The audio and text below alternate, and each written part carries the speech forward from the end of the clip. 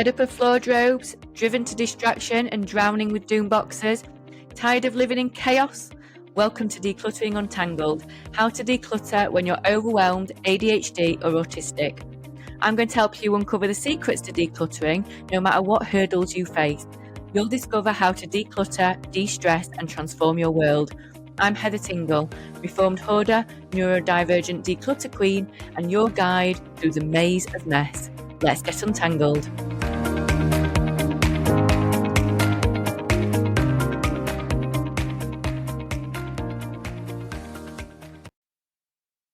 Hello, Untanglers, and welcome to another episode of Decluttering Untangled with me, your host, Heather Tingle. Now, today's episode is happening because today, and she does not mind me sharing this story, I helped a client declutter their kitchen windowsill and I got attacked by a load of ants. Now, I'm not saying I get attacked by ants frequently, but windowsills are definitely problematic places when it comes to clutter. I'm going to start this episode with a little understanding between you and me. Now, that for many of you, you won't be opening your curtains or blinds to the outside world, whether that's because you can't physically get to them or you don't want the world peering into your home. Or it might be that, like me and my daughter, you might be sensitive to light and you might prefer a little darker room. Now, that is totally okay. But what I want to do is explain how windowsills are used and how you can change things for the better, irregardless of whether you actually open the windows or not. I think one of the main things to remember is that windowsills are not storage units. Now, this may sound a little obvious, but because, it's a weird one, isn't it? Because they're not the floor and they're not the walls, and they're just like a handy surface. So many people treat windowsills unconsciously like extra shelving, especially in small homes or flats where, for example, space might be tight. And you want to use every practical surface you can. So you might find, I know I do with clients, keys, unopened post, receipts, random screws, bits that just don't have a proper home. And that is always problematic, regardless of what surface it puts on. So I would really like you to ask yourself, would I store this here if there was no window underneath it? Like, does this place make sense for this item, or is it just that it's homeless and that was an easy surface for it to go onto? And one of the other things, and why today's client got me involved, is because we end up with plant overload. Now, we don't in my house, even before I decluttered. We did not, although I did have a bit of an aloe vera thing, because it was the only thing that I didn't manage to kill. I do not have green fingers, but today's client does have green fingers. However, what it meant was they were putting all these things on the windowsill. It got very, very full. The plants were outgrowing the compost that they were put in. Things were falling over. Soil was getting everywhere, and we had an ant infestation. So a few well-chosen plants can absolutely bring life into a room, provide that much-needed greenery that we all love. But when a windowsill becomes a jungle, it blocks light and it feels cluttered, and it can be problematic because too many plants can be visually overwhelming. And not only visually overwhelming, they can be mentally overwhelming as well, and then they can be hard to care for. When all the leaves and things are dying off and going brown and crispy, and then intertwining with others, and it all becomes a bit of a mess. That's not something that we actually want to go and sort out. And also, if you are like me and you struggle with sensory issues, like going with a load of the equivalent of mud, I suppose, like all the soil that can get everywhere, that fine dust of soil that just gets everywhere, it's not really something that you want to sort out, as well as thinking, I've got to repot it, or, this is obviously you're talking to someone who doesn't do a lot of gardening, but, you see things and you think, I need to do that. It can become a big thing. So if you can minimize that in any way, do. So one tip is to choose 1 to 3 plants maximum per sill, depending on the size and rotate others elsewhere in your home. Are you using the windowsill as like a temporary greenhouse?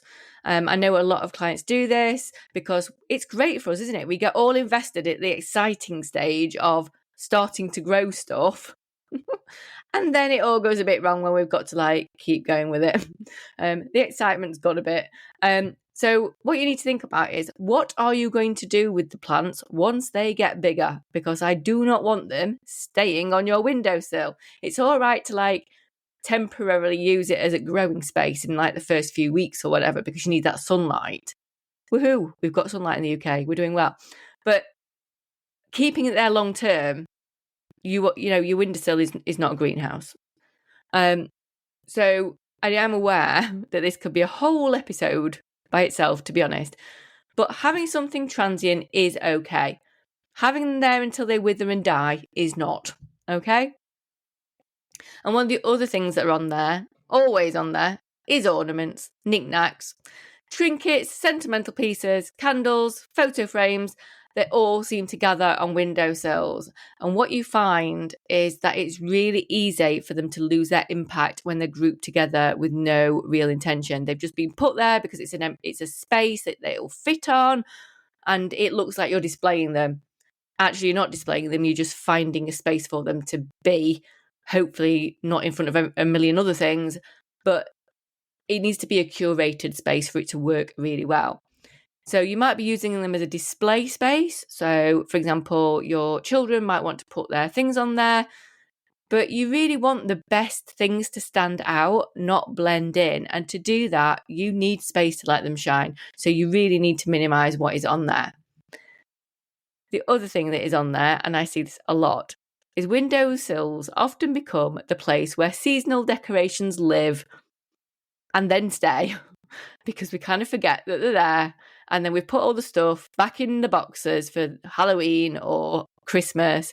And we're like, oh, it'll just have to stay there until I can be bothered to put them away. No, go put them away now. If last Christmas's candle holder or Halloween pumpkin is still there, it is time for a refresh. We are in spring now, so now it's time to sort it. Do not wait until Christmas is coming back round again before you have to deal with it. What I want you to remember, and this can be quite hard, is that the whole purpose of a window is to let light in and also offer a view. And I do know that there is part of us that wants to cut ourselves off from the outside world and hide away. In my house, I routinely do not open the windows, routinely do not open the blinds, because I need that safe, away from the world space. And also, if my blinds are open, my neighbours think that I'm up and awake, and I might be up and awake, but I might not be dressed. So I am aware of that. But what you've got to think of is your windows are there to let in light. And if you're blocking that, then that's going to cause a problem. And it can really impact your mental health. Letting light into your home can do such wonders to your mental well-being and also how you feel about your home. And clearing a windowsill can instantly make a room feel better. It can make a space feel brighter and bigger and also calmer and cleaner as well. Because if you've got a clear windowsill, you can clean it easy. Who knew?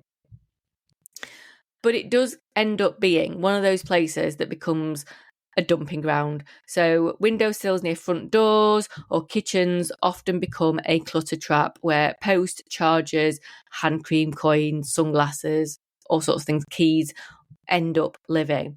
So instead, what you need to do is create a proper landing zone, command center, or go basket somewhere else for those items, so that they've got a specific home rather than a dumping ground. So that's a basket, a bowl, or a drawer for your daily essentials. Now, if you want to have a look at that or a bit of a refresh, check out episode 40 for tips on this one. I remember learning something a very, very long time ago when I was really into all the home decor shows. Decor? I'm not sure. When I used to dream about how my house could be, I used to watch, design programs. And one of the best tips I ever got and still use to this day is go to the rule of 3. So 3 items will create something that is curated. So it's whether 3 photos, 3 candles, 3 plants, 3 candlesticks, anything. The rule of 3 works really well and makes something look curated, and it gives like a visual balance without cluttering the space too much. So allow yourself to have that rule of 3 if you can, and you're going to look at your windowsill and go, can I have 3 loads of random things? No, is the answer. No, you can't. So before I go, I just want you to remember, don't forget the view. Your window is actually one of the most natural focal points in the room. So I really want you to use that to your advantage. If that window space is clean and clear, it will make the rest of your home feel so much better. So what do you want your eye to be drawn to? A calm, clean surface that's easy to keep on top of, or a chaos of stuff that matches in with the rest of the house? Honestly, if there's one little thing that you can do, it might not be little for you, I understand that, but if there's one thing that you can do when you get 10 minutes is look at your windowsill in one of the rooms in your home. Okay? So I hope that's given you a lot of things to think about, maybe some action tips. Maybe you're going to now go and repot your plants or water them, or look at all those picture frames, or put those Christmas things back. But hopefully it's giving you a lot of ideas. So until next time, remember to be kind to yourself. Remember you are not alone, and keep untangling. Thanks for joining me for today's episode of Decluttering Untangled. If you found anything that I've said today helpful, please do me a favour, hit that subscribe button or leave me a review. It's like receiving a virtual high five that keeps me going and lets me know that I'm helping real people out there and I'm making a difference.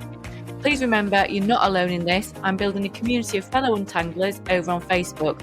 Just visit the show notes for the link to my free decluttering community. So until next time, remember, you're not alone, you're not lazy, you can untangle your life.